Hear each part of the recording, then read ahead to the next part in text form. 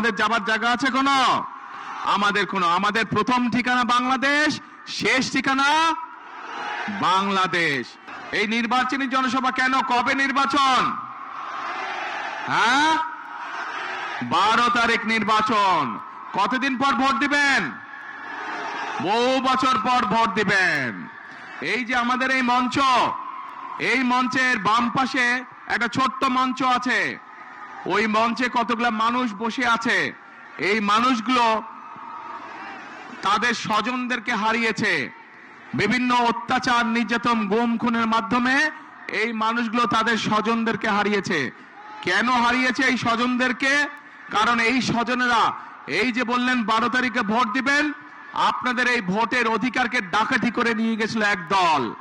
তাদের কাছ থেকে উদ্ধার করার জন্য বিএনপি সহ বহু দলের নেতাকর্মী, বহু সাধারণ মানুষ এই স্বৈরাচারের সময় জীবন দিয়েছে, অত্যাচার নির্যাতনের শিকার হয়েছে, কেস কাচারির শিকার হয়েছে। এই নীলফামারী এই এলাকা হচ্ছে সাক্ষী কিভাবে কতগুলো নিরীহ মানুষকে, যারা জনগণের জন্য, জনগণের ভোটের অধিকারের জন্য কথা বলেছিল, সেই মানুষগুলোকে রাতের অন্ধকারে মেরে ফেলা হয়েছে। এই এলাকার মানুষ সাক্ষী তার। প্রিয় ভাই বোনেরা, 12 তারিখ নির্বাচন। এই নির্বাচনে ইনশাল্লাহ বাংলাদেশের মানুষ তারা আবার ভোট দিবে, ভোট দিয়ে তাদের প্রতিনিধিকে নির্বাচিত করবে। কিন্তু শুধু ভোট দিলেই, একটু পিছিয়ে যান, কিন্তু শুধু ভোট দিলে চলবে না।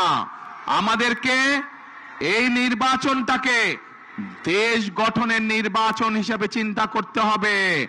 দেশকে আমাদের গড়ে তুলতে হবে। কেন? কারণ এই দেশ যদি আমরা গড়ে তুলতে না পারি, তাহলে আমরা কোথায় যাব? আমাদের যাবার জায়গা আছে কোনো? আমাদের প্রথম ঠিকানা বাংলাদেশ, শেষ ঠিকানা বাংলাদেশ। এখন প্রিয় ভাই বোনেরা, এই এলাকার মানুষের কর্মসংস্থান দরকার। এই এলাকায় যে ইপিজেড আছে, আমরা এই ইপিজেডটাকে আরো বড় করতে চাই, আরো কলকারখানা এখানে তৈরি করতে চাই, যাতে এই এলাকার মানুষের কর্মসংস্থানের ব্যবস্থা হয়। প্রিয় ভাই বোনেরা, শুধু তাই নয়, আমাদের ছেলে মেয়েদেরকে, তাদেরকে আমরা ট্রেনিং দিতে চাই, এবং সেই জন্য এই এলাকায় আমরা বিভিন্ন প্রশিক্ষণ কেন্দ্র তৈরি করতে চাই, যেখানে এই এলাকার ছেলেমেয়েরা, নীলফামারী বলেন, সৈয়দপুর বলেন, কিশোরগঞ্জ বলেন, এলাকার ছেলেমেয়েরা বিভিন্ন বিষয়ে ট্রেনিং গ্রহণ করবে এবং দক্ষ শ্রমিকে তারা পরিণত হবে, যাতে করে হয় তারা নিজেদের ব্যবসা বাণিজ্য তৈরি করতে পারে, অথবা বিদেশে চাকরি বাকরির ব্যবস্থা করতে পারে, চাকরি বাকরি যাতে সহজ হয়। এখন প্রিয় ভাই বোনেরা, শুধু তাই নয়, নিশ্চয়ই আপনারা শুনেছেন যে 12 তারিখের নির্বাচনে ইনশাল্লাহ বিএনপি সরকার গঠন করলে, ধানের শীষ জয়যুক্ত হলে, আমরা এই দেশের মা বোনদেরকে, এই দেশের গৃহিণীদেরকে আমরা অর্থনৈতিকভাবে স্বাবলম্বী করে তুলতে চাই। কিভাবে? আমরা প্রত্যেকটি নারীর কাছে, যেই ধর্মেরই হোক না, সকল ধর্মের, সে যদি বাংলাদেশের একজন মা হয়ে থাকে, সে যদি বাংলাদেশের একজন গৃহিণী হয়ে থাকে, আমরা তার কাছে ফ্যামিলি কার্ড পৌঁছে দিতে চাই।